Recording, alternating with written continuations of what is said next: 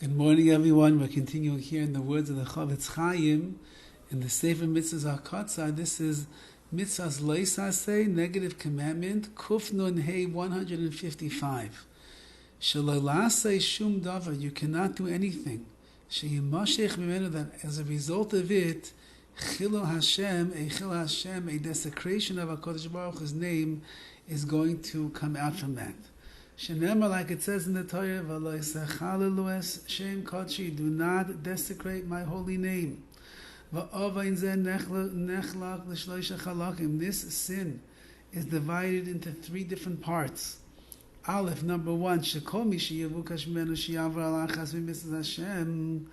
if anybody asks of you and demands of you to violate one of the mitzvahs of Hashem, at a time when the Goyim, when the non-Jews are trying to wipe out the Jewish people. For example, this was very common in the Holocaust. The Nazis, Yimach Shemam, they would ask the Jews to do things that in public that were outright Averis sins. Why?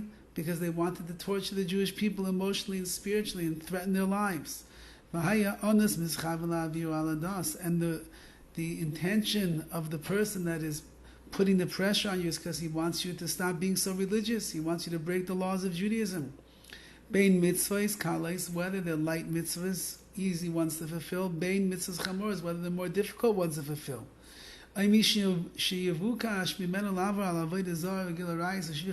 Or somebody asks you to violate the big three, which is idol worship, Gila Rayas, which is illicit relations, and Shvichas Dam, killing somebody. Afilu Bitsina, Vishalei Bishas Hashmad, even if they ask you to do it privately, just bow down to the idol. Nobody's watching, it's just you. Just kill this person, nobody will ever know about it, it's just you. Just have relations with this woman that you're not supposed to, nobody will know about it, just you.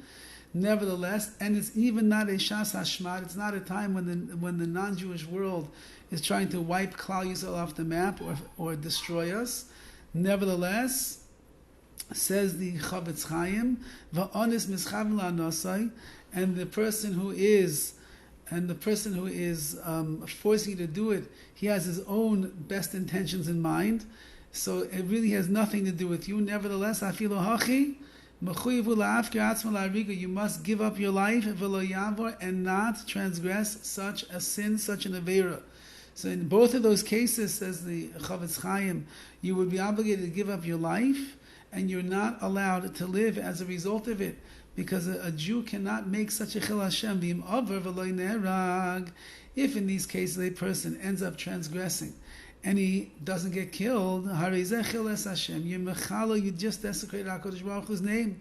And you've transgressed this terrible, very severe prohibition of the mechalal, of desecrating the holy name of Hashem. And if you would transgress this in front of 10 other Jews, it's even worse. You were now just mechal Hashem, you desecrated God's name, barabim, in public. And that sin is enormous to do such a thing. We should never ever know such things. The HaChaim is telling you the halach is that a person should know. Secondly, a person does a sin, and he doesn't really have any benefit from that avera. He doesn't even have a desire for that avera.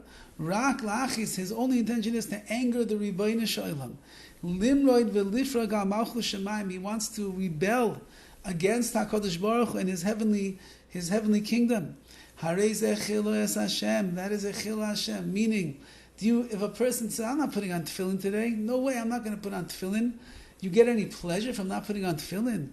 You have any taiva, you have a desire not to put on tefillin? No, you don't. But you're doing it because you want to make HaKadosh Baruch Hu angry. That's the chil Hashem. So therefore, says the HaChaim, that's also another aspect of desecrating God's name. And thirdly, Gimel, im adam chashuv pu'ula.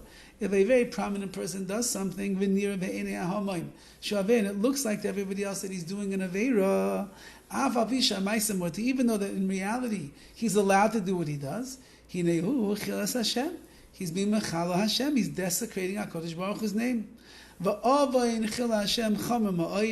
The sin of desecrating God's name is very severe.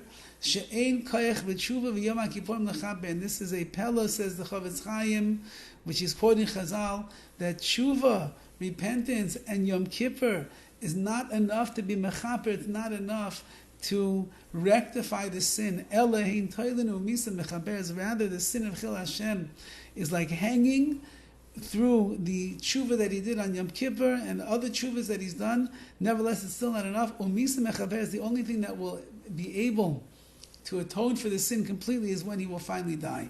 This applies everywhere all the time. For men and for women. The truth of the matter is, though, that the Rabbeinu Yoina writes in Shari Tshuva that the 1/8 of the one thing that a person could do to try to rectify the sin of Chil Hashem is make a Kiddush Hashem. Try your hardest to be Mekadosh Shem Shemayim, to sanctify HaKadosh Baruch Hu's glorious name, and perhaps that itself will have the koyach to undo and to erase the desecration of God's name that a person might have made. Have a wonderful day.